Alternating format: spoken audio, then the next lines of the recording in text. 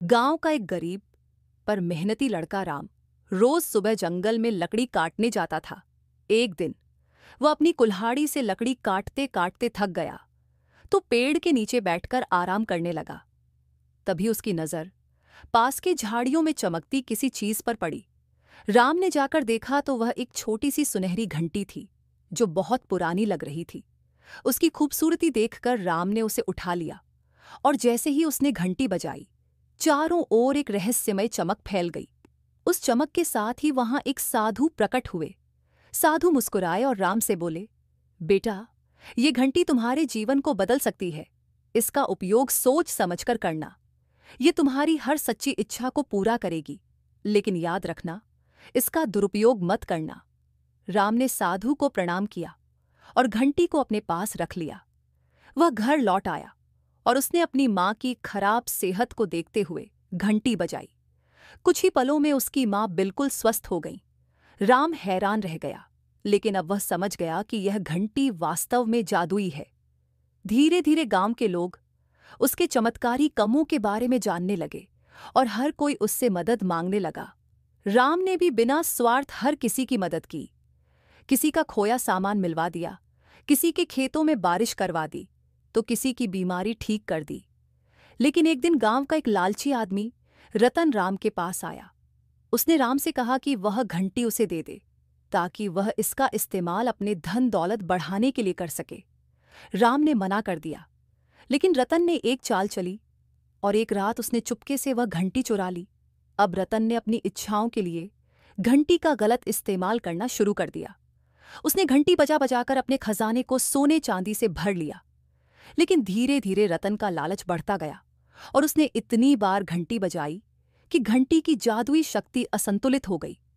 घंटी का रंग काला पड़ गया और चारों ओर एक अजीब अंधेरा छा गया। रतन का खजाना गायब हो गया और वह खुद भी जंगल में कहीं खो गया। घंटी ने रतन की सारी इच्छाओं को उल्टा कर दिया। अब घंटी वापस राम के पास आ गई, पर अब उसमें एक नई चेतावनी लिखी थी। हर चीज की एक सीमा होती है। जादू का मतलब सिर्फ इच्छाएं पूरी करना नहीं, बल्कि इसे अच्छे कार्यों में इस्तेमाल करना है। राम ने उस दिन के बाद से घंटी को संभाल कर रखा और तभी उसका इस्तेमाल किया जब सच में जरूरत होती थी। उसने समझ लिया कि सच्ची खुशी दूसरों की मदद करने में ही है, और तभी से वह घंटी का इस्तेमाल सिर्फ सच्चे और नेक कार्यों के लिए ही करता है। गांव के किनारे एक सुंदर शांत नदी बहती थी। इस नदी के बारे में कई रहस्यमयी बातें मशहूर थीं। गांव वाले कहते थे कि रात के समय नदी का पानी हल्की नीली रोशनी में चमकता है और जो कोई इस पानी में सच्चे दिल से मुराद मांगता है, उसकी हर इच्छा पूरी हो जाती है। लेकिन एक चेतावनी भी थी। अगर कोई लालच या बुरी नीयत के साथ इसमें जाता है तो वह नदी से खाली हाथ लौटता है। गांव में एक गरीब लेकिन मेहनती लड़का राजू रहता था। उसकी मां बीमार थी और उसके पास इलाज के लिए पैसे नहीं थे। एक दिन गांव के बुजुर्ग ने उसे जादुई नदी के बारे में बताया और कहा, अगर तुम्हारा दिल सच्चा है और तुम्हारी मुराद में कोई स्वार्थ नहीं है तो जाओ और इस नदी से मदद मांगो। राजू ने मां का इलाज करवाने की ठानी और अगली ही रात नदी की ओर निकल पड़ा। जैसे ही वह नदी के पास पहुंचा, उसने देखा कि नदी का पानी सचमुच नीली रोशनी से चमक रहा है। यह दृश्य अद्भुत था। उसने अपने दिल की सच्चाई और मां के प्रति अपने प्यार के साथ नदी से प्रार्थना की, हे नदी माता, मेरी मां को ठीक कर दो, मैं कुछ और नहीं चाहता। राजू ने जैसे ही प्रार्थना की, अचानक नदी में एक छोटी सी लहर उठी और उसकी ओर आई। लहर के साथ एक चमकदार मोती किनारे पर आ गया। मोती को उठाया और उसे अपने पास रख लिया। अगले ही दिन वह मोती गांव के हकीम को दिखाने गया। हकीम ने उसे कहा कि यह मोती एक अनमोल औषधि है, जिसे पीते ही उसकी मां ठीक हो जाएगी। राजू की मां ने उस औषधि का सेवन किया और चमत्कारिक रूप से कुछ ही दिनों में पूरी तरह से ठीक हो गई। ये देखकर गांव में हर कोई आश्चर्यचकित हो गया कि कहानी चारों ओर फैल गई। अब गांव के लोग और भी आस्था के साथ उस नदी की पूजा करने लगे। लेकिन इसी गांव में एक अमीर व्यापारी रमेश भी रहता था। जब उसे राजू की कहानी के बारे में पता चला तो उसने भी जादुई नदी से सोने और दौलत पाने की ठानी। अगली ही रात वह नदी के पास गया और पानी में जाकर बोला, हे नदी, मुझे ढेर सारा सोना और दौलत दो। लेकिन नदी बिल्कुल शांत रही। रमेश ने कई बार अपनी इच्छा दोहराई, पर कोई जवाब नहीं मिला। गुस्से में आकर उसने नदी का पानी अपनी अंजलि में भरा और उसे घर ले गया। पर जब वह पानी को देखता है तो उसमें से एक जहरीला कीड़ा निकलता है, जिससे रमेश डर कर पीछे हट गया। रमेश को समझ आ गया कि नदी केवल सच्चे दिल और नेक इरादों वालों की मदद करती है। उसने अपनी गलती मानी और गौतम से माफी मांगी। उसने वादा किया कि अब वह अपनी दौलत का एक हिस्सा गरीबों की मदद में लगाएगा। यह कहानी है एक छोटे से गांव के लड़के रवि की, जो पढ़ाई में कमजोर और खेल कूद में थोड़ा आलसी था। उसके टीचर और दोस्त उसे हमेशा मेहनत करने के लिए कहते, पर रवि को कोई भी चीज आसानी से समझ में नहीं आती थी। रवि अपने गांव में अकेला ही घूम रहा था जब उसे एक पुरानी दुकान के बाहर एक बूढ़े बाबा मिले। बाबा ने उसे देखा और मुस्कुराते हुए कहा, तुम्हें कुछ ढूंढने की जरूरत है, मेरे पास एक खास चीज है। रवि ने उत्सुकतावश उनकी ओर देखा। बाबा ने एक पुराना लेकिन चमकदार चश्मा निकालकर उसकी ओर बढ़ाया और बोले, ये चश्मा जादुई है।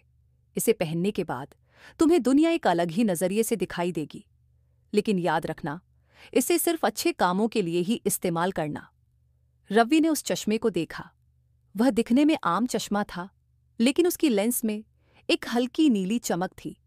रवि ने चश्मा पहनते ही पाया कि चीजें अचानक से साफ और समझ में आने लगीं। वह बाबा का धन्यवाद करके घर लौट आया और उसने तुरंत चश्मे का जादू आजमाने की सोची। अगले दिन स्कूल में रवि ने चश्मा पहनकर क्लास में बैठा। शिक्षक जो भी पढ़ा रहे थे, वह सब कुछ उसे साफ साफ और आसानी से समझ में आने लगा। उसे किताबों में लिखे हर शब्द का मतलब और सवालों का हल चमत्कारी रूप से समझ में आने लगा। उसके दोस्त और शिक्षक हैरान रह गए कि रवि, जो पहले कभी ध्यान नहीं देता था, आज अचानक इतनी तेजी से सब कुछ समझ रहा है। अब रवि ने चश्मा पहनकर खेल में भी हाथ आजमाने की सोची। वह अपने दोस्तों के साथ क्रिकेट खेलने लगा।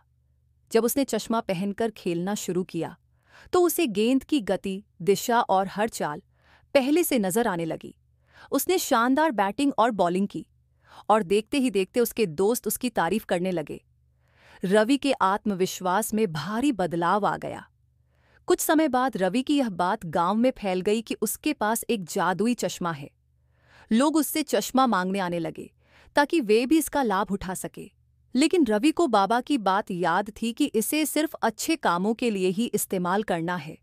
एक दिन एक लालची आदमी, हरि, उसके पास आया और बोला, मुझे यह चश्मा दे दो, मैं इसका इस्तेमाल अपने काम में करूंगा। रवि ने देखा कि हरि के इरादे अच्छे नहीं हैं।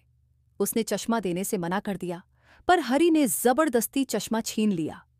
जैसे ही हरि ने चश्मा पहना, उसकी आंखों के सामने सब कुछ धुंधला हो गया। उसे कुछ भी साफ नहीं दिखा और वह घबरा गया। चश्मा सिर्फ रवि जैसे सच्चे और मेहनती इंसान के लिए ही काम करता था। रवि ने समझ लिया कि यह चश्मा सिर्फ उसे खुद पर विश्वास दिलाने के लिए था। उसे यह एहसास हुआ कि असली जादू किसी चश्मे में नहीं, बल्कि उसके अपने प्रयासों और मेहनत में है। उसने चश्मा बाबा को लौटाने का निश्चय किया और फिर बिना चश्मे के ही मन लगाकर पढ़ाई और खेलकूद में मेहनत करने लगा। अब उसे खुद पर यकीन हो गया था और उसकी जिंदगी हमेशा के लिए बदल गई थी।